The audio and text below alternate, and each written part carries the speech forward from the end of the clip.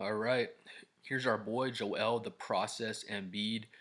Take a good long look at Joel Embiid right here on my screen because you're not going to see him on the basketball court for the rest of the season. 76ers announced Joel Embiid out for the rest of the season, said he's not medically cleared to play, so he's basically just not fit to keep playing according to the doctors. I believe with his left knee, it's more left knee issues. I don't know if it's a torn meniscus. I think that's what it was originally, but it's like what isn't wrong with Joel Embiid's left knee at this point in his career? Just always issue after issue after issue. Um, Comment below what you think. I don't think Joel Embiid's ever going to be healthy again in his career. It's always going to be knee problems, foot problems, whatever it is. You're not going to be able to count on him in the playoffs, in my opinion. I don't see him just having a season where he's just all of a sudden just randomly healthy. He did have his MVP year where he got up to the 65 games at least to win the MVP. Um, but I don't see him just as he gets older, getting more healthier, changing his habits. I don't know if it's his eating habits. He could probably slim up a little bit maybe. Um, he is a big bone dude though. It's not like he's just out there, fat looking like Shaquille O'Neal or something when he's not taking care of himself. I don't think that Embiid doesn't try to take care of himself at all. Um, but you did see the clips and stuff. He's eating McDonald's and stuff and kind of not doing all he can. Again, he's just a big bone dude. I don't know if he could lose 15 or 20 pounds, if that would make it easier on his knees. But at the end of the day, I think he's just injury prone. Shannon Sharp said it. He said, you limp into the league, you limp out of the league. Joel Embiid, when he got drafted, I think he missed his whole first year with his foot problems. It's just been foot problems, knee problems, back problems. He had Bell's palsy at one point, which is a condition where the muscles relax on one side of your face. So say you saw me talking and then just this just stay down, like only this side of my lips, my eyes moves, everything else is like relaxed. It's a condition that elderly people get more, Bell's palsy, but just like what kind of injuries and things don't hit Joel Embiid, to keep him out of the games. He's played, I think, 450 games. He's missed over 400 games in his NBA career, so I don't think he's ever going to be healthy for the rest of his career. I don't wish that on him, but young hurt guys turn into old hurt guys. That's another Shannon Sharp quote as well, and I agree with him. They're saying we're going to shut down Embiid. We'll bring him back next season, bring him back nice and healthy and rested up. He'll get his off-season surgery and we'll be good to go for next season. It's like, how many times are we going to hear that? I hear that, it seems like every year it's a conversation. Oh, should we sit down Joel Embiid? He's got to miss this game and miss that game so his foot doesn't bother him, so his knee doesn't bother him, this and that. Um, I just think he's injury prone as a player, honestly. Just some people are just injury prone. I don't think there's really anything you can do about it. Again, I don't see him coming out and just being some big old fat dude, and you can just tell he's not taking care of himself. He's just a big boned guy. I think he could probably lose 15 or 20 pounds maybe, but I don't think that guarantees that he's going to be healthy. But yeah, dude's turning 31 in March. He's turning 31 this month that I'm shooting this. So I'm a Spurs fan. I remember when Tim Duncan was turning 31, I was like, man, Timmy's getting a little bit older. We'd already won the championship in 2007, and Tony Parker was the MVP. So even when Duncan was turning 29, 30, he was kind of really giving Parker and Ginobili the keys to run things, where they want Joel Embiid to be their number one option. He has way more injuries than Tim Duncan did at any point in his career. Like I said, again, he's only played a little more than 50% of his games. He's missed a little less than half of his games with all of his injury problems. And then he's turning 31, so like I said before, the Sixers, we're just gonna sit him down. We're gonna get him healthy for next season. He'll be good to go next season and trust the process. Just like, dude, like I said again, I'm not a Sixers fan. If you are, please comment below what you think. But in my opinion, dude's never gonna be healthy. He doesn't have a lot of trade value right now. He's just always nicked up and beat up. Um, should have traded him right after his MVP year, to be honest. But Sixers trying to stick with him for whatever reason. Gave him the max contract. He's making like 50, 60 million for these next few years on his max contract. I don't know if they just gave him the money because they feel bad for him, or the city of Philadelphia feels like they owe him something just for trying out there. And I respect that as a human being, but from a business standpoint, like, it's a horrible decision. Again, he's turning 31. He's not going to get healthier as he gets older. Like I said, Tim Duncan had a bunch of knick-knack injuries. He was never as injured as Joel Embiid. But even Duncan, when he's turning 30, 31, he's giving the keys to Tony Parker, Manu Ginobili, so Duncan can lessen his role. Where they plan on getting Joel Embiid right, get his surgery, whatever they're gonna do over the season, and then put 100% of the stuff on his plate. He has Tyrese Maxey and Paul George to help him out, but they're not the caliber of players, especially not Paul George, where you can just give them the keys and say, all right, I'll take over the game for 10 minutes or whatever. I need to rest a little bit, and then I'll come back in there, be the number one option and get it going.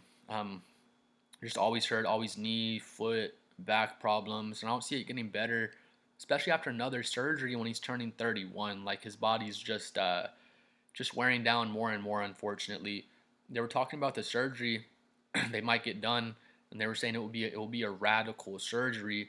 I'm like, what are you talking about? Like, is he gonna do some awesome jump on his skateboard? He's gonna hit the dirt bike ramp and do an awesome dirt bike ramp jump. Like, I don't want to hear the word radical before the surgery I want to do on my superstar player. Like, that does not sound good. It doesn't sound promising from the surgeon. Like, oh yeah, we do this all the time. You're gonna be good to go. We do this surgery all the time. But they come in and say, hey Joel, we got this. We got this radical surgery for you. It's gonna be freaking sweet. You're gonna have a great time. Like, I don't want to hear the word radical before the surgery you want to do on my superstar. But the procedure, I'm not a surgeon, of course, but essentially they were gonna take some bone, take a chunk of bone out of his hip and put it into his knee so his knee can recover, and then I don't know, he'd be out for probably over 8 months. Then I don't know what would happen. Like, I guess his knee recovers, and then his hip bone is recovering at the same time from the chunk of bone they took out of that. Like, it's confusing. I have no idea, but that just sounds like it will just decay his body even more and just not be good.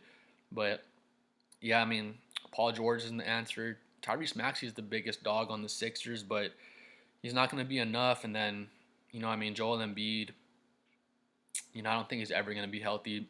Comment below what you think. If you think Joel Embiid is going to get better and anything is going to change, but with all these surgeries and stuff, they take a chunk out of his hip bone and put it into his knee. And I was a 76ers fan. I wouldn't be thinking like, all right, next season Joel Embiid's going to come back. He's going to be good to go. I don't want to hear about radical surgeries getting done on my superstar player. It just sounds so bad. I blame the Sixers front office more than anybody. Drafted Embiid. He was already hurt. I think he missed his whole first season with his foot injury, so you draft him already hurt. Again, if you come in the league as a hurt player, you're going to leave the league as a hurt player. And we're just seeing the whole career play out for Embiid. I don't wish the injuries on him. I wish he'd be healthy, be fun to watch. He's an awesome player when he is healthy. But if I have to put the when he is healthy asterisk at the end of your performances or what type of player you are, that's just the biggest red flag for me. Again, I blame 76ers front office more than anybody. We'll come into it here. This is the 2014 draft. They drafted Embiid third. Wiggins and Jabari Parker got drafted in front. I think Wiggins is the better player today. Not the more talented player, but he's more available to play. He won a championship, and he can be Wiggins. You can kind of plug him in on any team, and he'll be a really good piece and fit in. But they couldn't have gotten those guys because Embiid got drafted after. But you got Aaron Gordon, Julius Randle, Dante Exum, Zach LaVine at 13. That would have been the better way to go. But I'm just looking back in hindsight.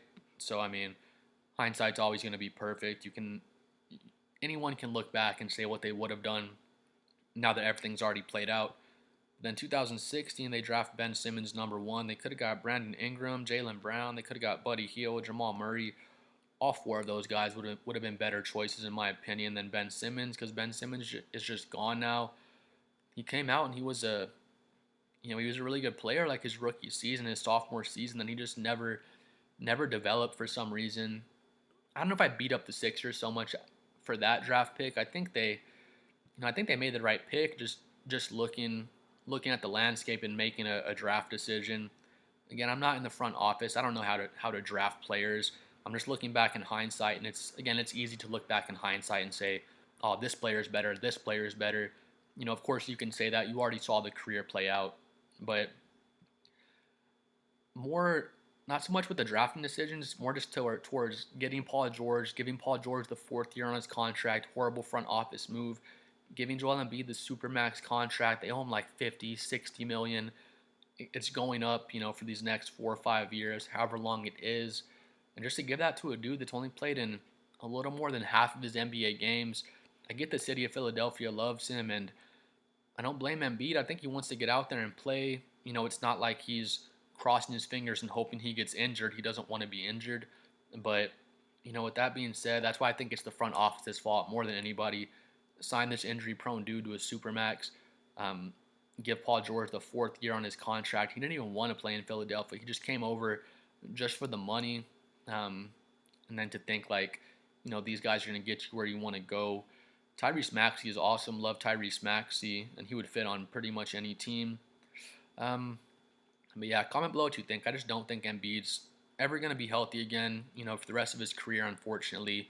I'm not like proud to say that, but it just is what it is. Like I was saying before, Tim Duncan always had little nicky-nacky injuries. It was never anything major like Embiid, and he wasn't missing like these humongous chunks of time. And even for Tim Duncan, a very durable player. Again, I'm a Spurs fan. And when Tim Duncan turned 31, just like Joel Embiid's about to turn 31 in a couple weeks, I was thinking, man, Timmy's getting a little old out there. He was still playing great, but I was thinking, man, Duncan's getting a little old. He's not going to be our number one option, to win championships going forward. And then, we made Kawhi our number one option in 2014. And, just won that championship as a team. But the Sixers, they want Embiid to get his surgery, radical hip bone surgery, if they go that way. I feel like that sounds like a horrible idea. But they wanted him to get his surgery, do whatever he does. Just sit it out, Embiid. You'll be good to go next season. We just need to rest up Joel and get him back healthy for the next season. So we'll be good to go. Just trust the process. And it's like, dude, I feel like every single season of Embiid's career, we hear that like he's nicked up. He needs to sit out this game. We need to shut him down for the season. Do this and that, just so next season we'll be good to go. And it's just like, then next season just never happens. You know what I mean? The grass is never greener on the other side. And yeah, I mean, I feel kind of bad for the Sixers fans. Just kind of is what it is. Like I said again, it's like Joel Embiid's crossing his fingers and hoping to get injured.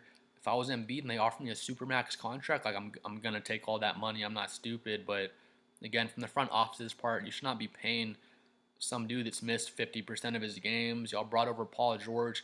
Even when that move happened, everyone's like, "This is a terrible move." He's there for the money, and it's just so obvious at this point. So, no, I wish good health on Embiid. I don't think he's going to. I don't think he's ever going to be a healthy player at any point in his career, especially now that he's turning 31. They talk about him like he's 24 or something. I'll just sit him down. We'll bring him back next season. He's only 25. It's like, dude, he's 31. He's probably going to have more injury issues next season. I don't hope so, but then next season they're going to say, just wait for it. They're going to say, oh, we just got to sit out Embiid and let him rest for these games and do this and that. So he's good to go in the playoffs or good to go for next season. It's like he's already 31. He's going to be 32. And then it's just like, he's already coming out of his prime. This is the middle of his prime, and he's nothing but just injured the whole time. So please comment below what you think. I wish Joel Embiid health. I hope he gets good, but I have no reason to think he's going to get healthy out of nowhere when he's just always been injured from day one. He missed his whole first year due to an injury, and you don't get less injury prone as you get older. But yeah, let me know what y'all think. I'm at a big 28 subscribers, trying to get to 30 by the end of the day. And YouTube said they'll send me a diamond ring for my pinky, so please like and subscribe.